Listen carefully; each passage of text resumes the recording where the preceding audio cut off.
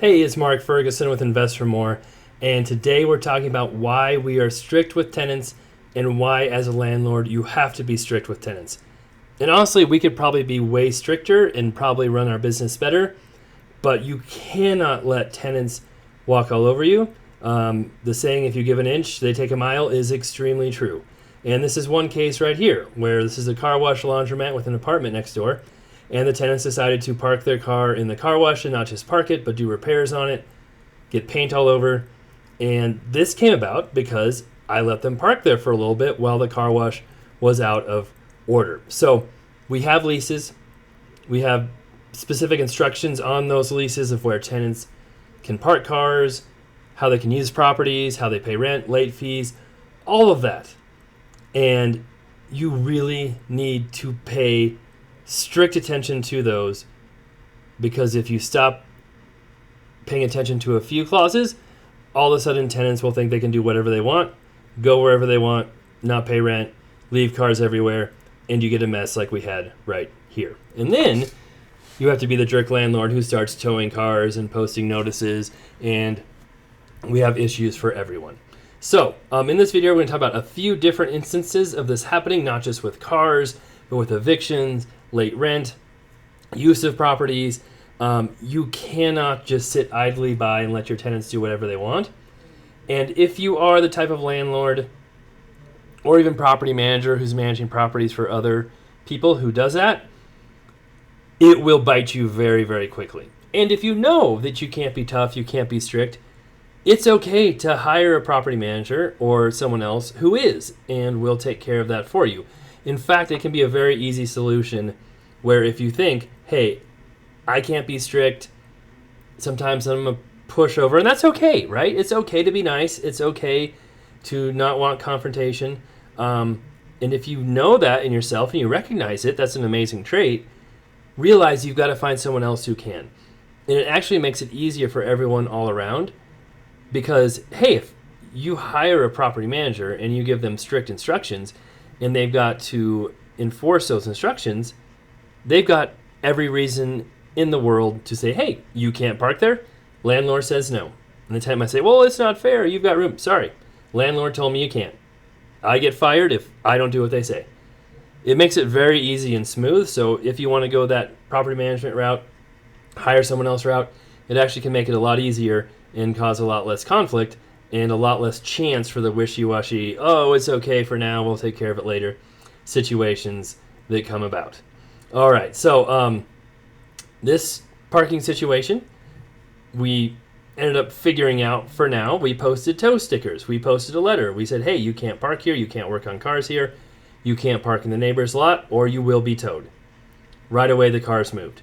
Before that, we'd sent them a letter, left them a message. Nothing happened. So realize, too, that sometimes verbal warnings, sometimes written notes don't always work. Sometimes you need to bring in the official, hey, this is going to be towed tomorrow if you don't move it, or you're going to be in the eviction process is going to be started tomorrow if you do not start paying rent. And it sucks. I know it can be not fun doing those things, but it makes for a much smoother business. And once you do that and you establish your boundaries, all of a sudden things start running much smoother and much better. They realize you're not playing around, and it actually works out. So realize this is a business. You have to make money, and if people are walking all over you, you can go bankrupt. It can hurt your family. It can hurt your livelihood. And they agreed to these rules. They agreed to what they signed up for. So it is not your fault. It is not your responsibility to cater to them not being able to follow the rules. And that may seem harsh.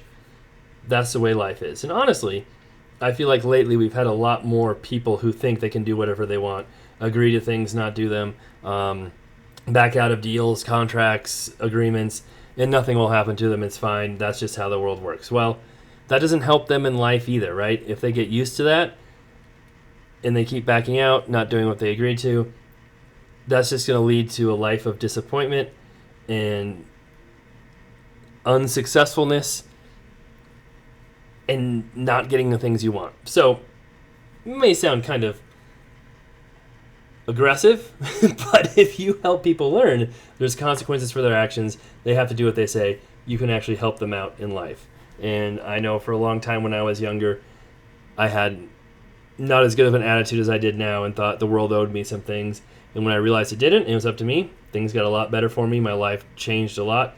I became a lot more happier, a lot more successful. All right. This is another property where we had some parking issues where the trash truck couldn't get to the dumpster. They kept canceling trash pickup because cars were parking in the driveway. And people knew they weren't allowed to park there. They're allowed to park in the garage, not the driveway. We sent a notice out saying, hey, don't park there. People didn't pay attention to it. We put up no parking signs. Says, hey, don't park here. People didn't pay attention to it. We ended up towing 2 cars. People started paying attention to it after that happened. So you can't be afraid to enforce rules, take serious action, and do it quickly. Honestly, we should have towed cars way faster, way sooner, and it probably would have fixed the problem much sooner. Ironically, those cars that were towed 3 or 4 weeks ago are still in the tow yard. So obviously the tenants didn't want them that badly. They're also working on cars. They were spilling oil, coolant on the driveway. You cannot allow that either. You could get in trouble with environmental protection, the EPA. There's all kinds of things that can happen. And you as a property owner are ultimately responsible for what your tenants do. So if your tenants are damaging property, violating rules, breaking laws, and you're allowing it to happen and you know it's happening, that can come back on you and fall on you too. So that's another reason why you have to be strict, why you can't allow tenants to just do whatever they want and not ever enforce the laws. So another issue where you have to be strict, and also you owe a duty to the other tenants, right? This property has 8 tenants. Actually, more than that, 8 tenants who live in apartments, 8 more tenants who rent garages. And if we let some tenants park wherever they want and block garages and have, cars all over, that's not just causing trash issues, it's causing issues with other tenants. And other tenants might not want to speak up. They might not want to cause issues. It's your job as a landlord to make sure you're helping those tenants, protecting those tenants, keeping their areas that they rent and pay for free as well. So remember that. It's not just you being the bad guy to the tenants who won't follow the rules. It's you helping the other tenants have, peaceful living situations, access to their property, and I think peaceful enjoyment. Is that what the clause is? By enforcing these rules as well, because everyone expects things to happen a certain way. And if some tenants won't abide by it, that hurts the other tenants at the property too. Now, the other issues you may run into are people not paying rent, which happened after COVID. On this same property, we had tenants who all of a sudden were getting COVID assistance. The state was paying rent for them. And when that stopped, they decided, hey, I don't need to pay rent anymore. The state will just do it. And some landlords let that happen. They just let people not pay rent. You have to be strict. You have to put your foot down. As soon as rent is late, you need to be calling them, posting notices, letting them know, hey, you're getting charged late fees. If you aren't caught up very soon, the eviction process starts, and we are serious about this. So at this property, sometimes we wouldn't do that. We'd let some tenants be late. They'd pay late fees. Sometimes they wouldn't pay late fees. And all of a sudden you've got, 3 or 4 tenants who are paying rent on the 15th instead of the 1st or the 5th or whatever it is. And it becomes a continuing thing. And they think, oh, there's no problem. We can just pay then, right? The landlord doesn't care. Well, then that becomes the 20th. Then that becomes the 25th. Then all of a sudden they're a month behind. Then they're 2 months behind. It just keeps happening. So you've really got to nip this stuff right away. And when we get into a situation where people are continuously behind, continuously pushing the dates, we'll start posting notice to pay or quit, which starts the eviction notice right away. If you're 5 days late, boom, we'll post a notice, lets them know we're serious, we're not messing around. Then they say, oh, okay, I guess we'll pay rent. It can be a serious situation in Colorado too, because in Colorado, you can't evict someone for not paying late fees. You can evict them for not paying rent, but you can't evict them for not paying late fees, which is crazy. Colorado's getting crazy. And I should mention this too. I should have said it at the very beginning of this video. Anything you do, anything you post, enforcing leases, always make sure it goes with your state laws, guidelines, everything, because those are constantly changing. Always make sure you're checking those laws, guidelines, etc. Always talk to an attorney with any questions, accountant with tax issues, all of that. Make sure you're within the state laws of what is happening. But, with this particular unit, we had to evict someone, and they weren't paying rent. We tried to work with them. They said, hey, let's set up a payment plan. Let's get you paying something, because they said, we've signed up for new COVID. It's going to be coming any month now. Don't worry, we'll pay rent. We're like, okay, we can work with people. Pay us something now so we know you're serious. And they wouldn't do it. Like, no, well, we don't need to pay anything now. COVID will pay it. We're like, if you're not willing to pay anything now, you're a month or two behind, we're evicting you. Sorry, unless you can pay the rent. And they didn't do it. Would not pay one dime, 1 cent of their own money towards it. And then when the eviction day came, the sheriff was there. Our guys were there to move them out. They came and said, hey, Mark, you've got to let us stay. We're my handicap money is coming in. COVID money is coming in. All this is coming in. Just let us stay. Cancel the eviction. And we hear that a lot. And guess what? It won't come in. It won't happen. The eviction was clearly stated.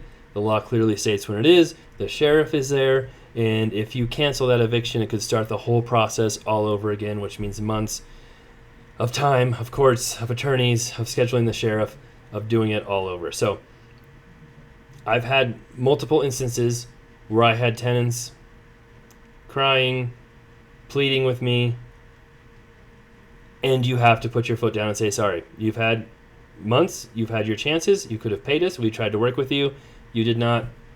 This is what's happening. And it's not fun. It's not a good feeling. It's not fun. But it will never end. It will just keep going on over and over again if you do not put your foot down. And so that's what happened in this case. That's happened in other cases as well. And a lot of tenants go through life. Not all tenants.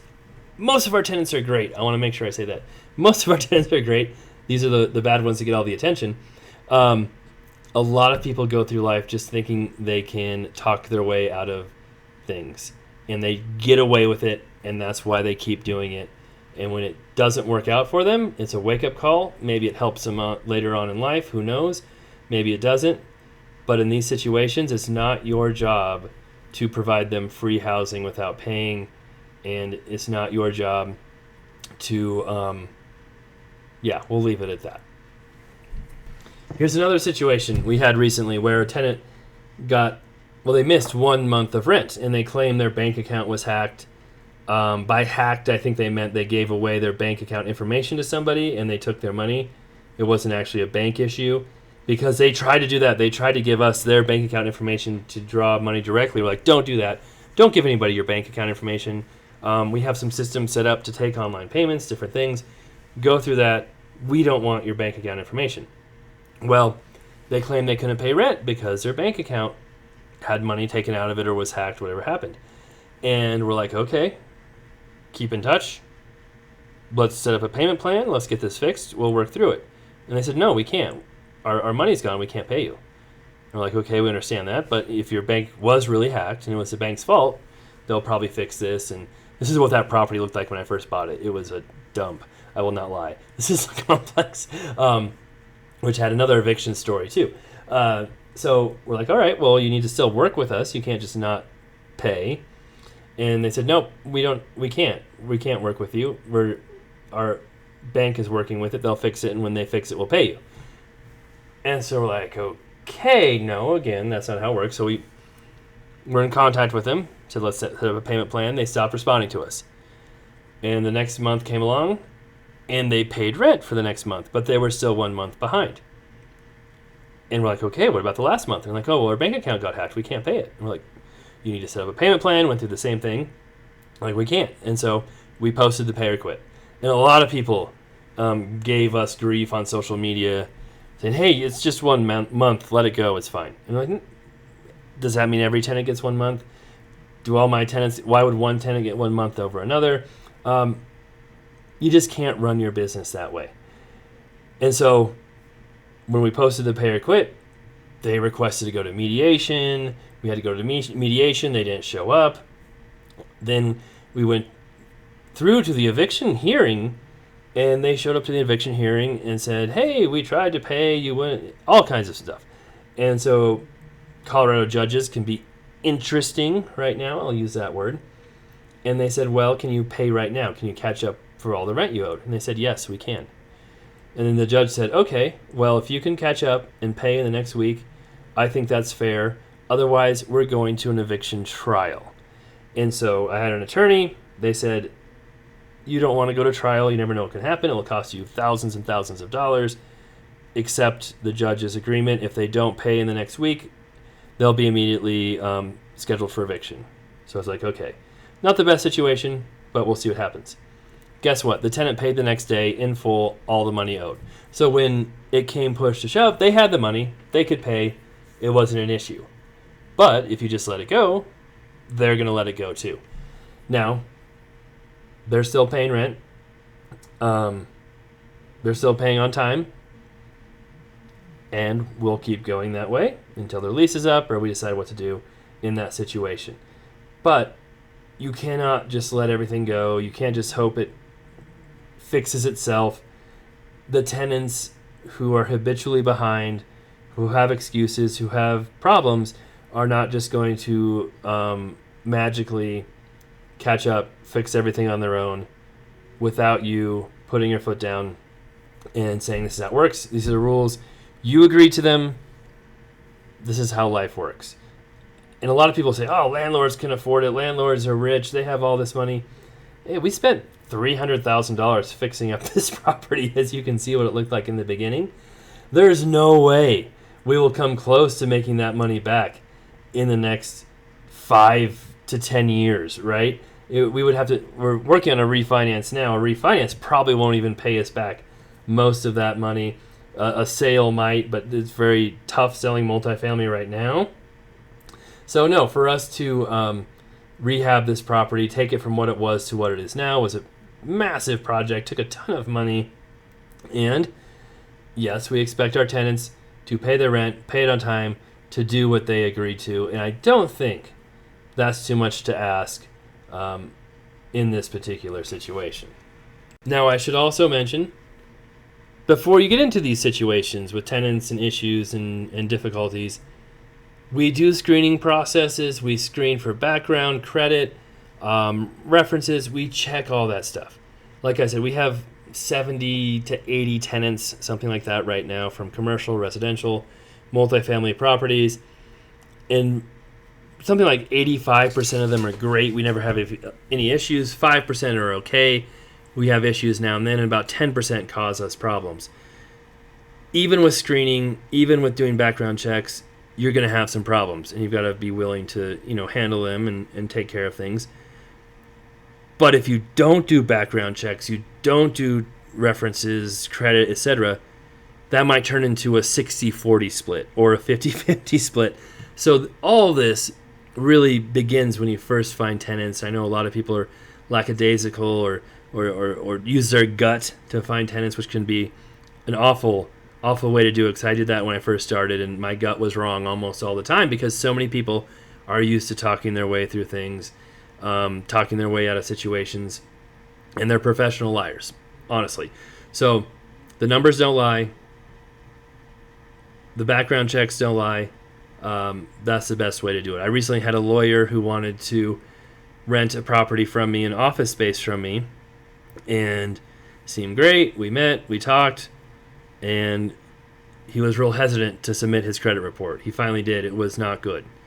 And it wasn't just not good, it was pretty awful. And some massive red flags and things that tell me don't ever rent to this person. You can also, a lot of people will say don't ever rent to attorneys in general because they know how to get through leases, get around it, stay in places for free, etc.